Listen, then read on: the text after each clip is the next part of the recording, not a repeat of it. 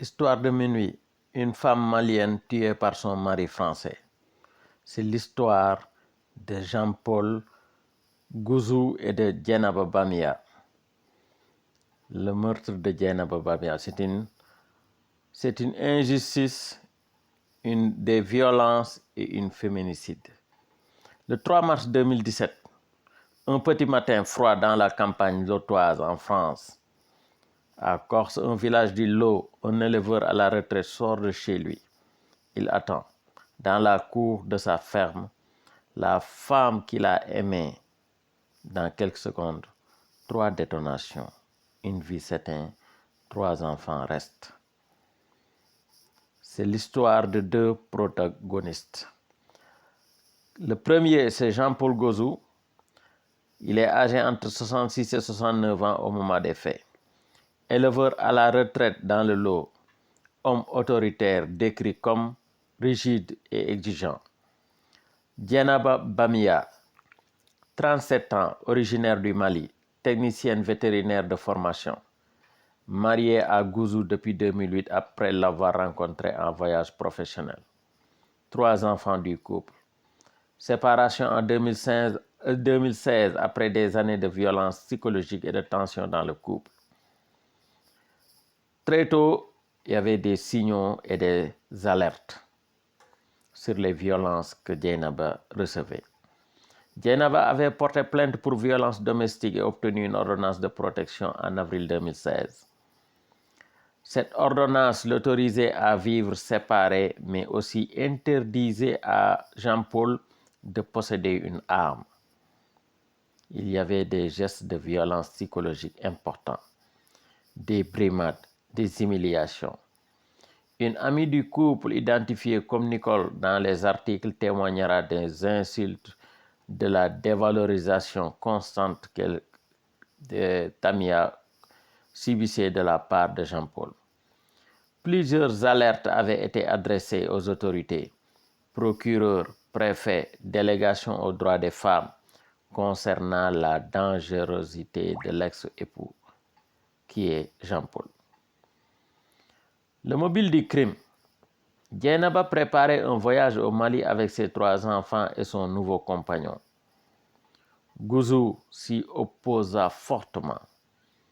Il avait demandé juridiquement l'interdiction de sortie du territoire pour les enfants, mais le juge aux affaires familiales avait rejeté sa demande. Pour la défense, ce projet de voyage fut présenté comme un déclencheur. Jean-Paul Gouzou affirmera qu'il n'avait pas d'autre moyen dans sa logique pour sauver ses enfants. Le jour du drame, le 3 mars 2017, à Gorze, Jean-Paul Gouzou attendait près de la ferme. Dieynaba arrive en voiture après avoir déposé les enfants à l'école et à la crèche. Jean-Paul Gouzou sort 3 fusils de chasse et tire 3 coups. Un des tirs à bout portant lui est fatal. Après le meurtre, il appelle lui-même les gendarmes. Jean-Paul est arrêté et le procès se tient. Le procès et les responsabilités. Le procès se tient en janvier 2019 devant la cour d'assises du Lot à Cahors. 3 jours d'audience. Gouzou est jugé pour assassinat avec préméditation et guet-apens. L'avocat général requiert une peine de 25 ans de réclusion criminelle. La cour condamne à 25 ans. La préméditation est retenue. Jean-Paul Gouzou également déchu de l'autorité parentale. Quelle est la psychologie de l'accusé et les témoignages reçus des amis et connaissances? Des experts psychiatriques décrivent un homme avec une personnalité rigide, rationnelle, peu empathique, mais aussi convaincu d'avoir fait ce qu'il fallait pour protéger ses enfants. Ça, c'est le profil de Jean-Paul. Les proches de la victime parlent de violence psychologique, humiliation. Dieynaba avait vécu 1 an de séparation. Quels sont les enjeux? Il fut établi une ordonnance de protection existante, mais les mesures associées, notamment désarmement, n'ont pas été appliquées efficacement. Il y avait des alertes des proches qui sont ignorées ou minimisées par les autorités. Courrier des proches resté sans réponse significative. Le rôle de l'institution judiciaire et de la protection des victimes est largement critiqué pendant le procès pour sa lenteur et ses insuffisances. Les témoignages de la victime. Dieynaba dit à la barre, Dieynaba dira, je m'appelle Dieynaba et je suis né au Mali dans une famille aimante. J'ai tout quitté pour suivre l'homme que j'aime et qui m'a abattu. Certainement, c'est ce qu'elle aurait dû.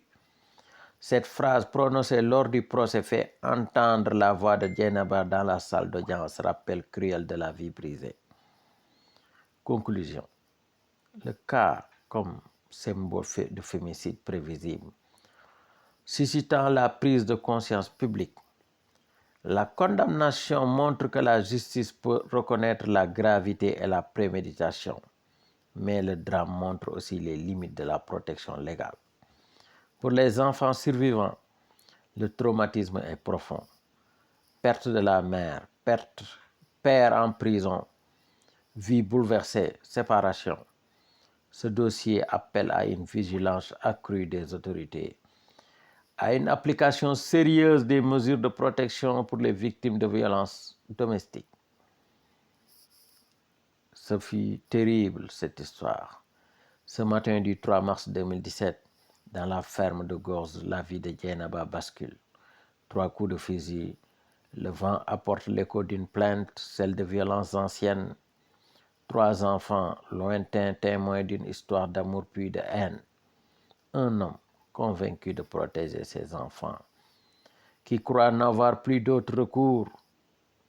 Et dans ses pensées, le Mali, le voyage, les peurs, le drame, le procès, la justice rendue, mais la mémoire reste vive. Dieynaba est morte. Et combien d'autres femmes encore doivent être écoutées avant qu'il ne soit trop tard.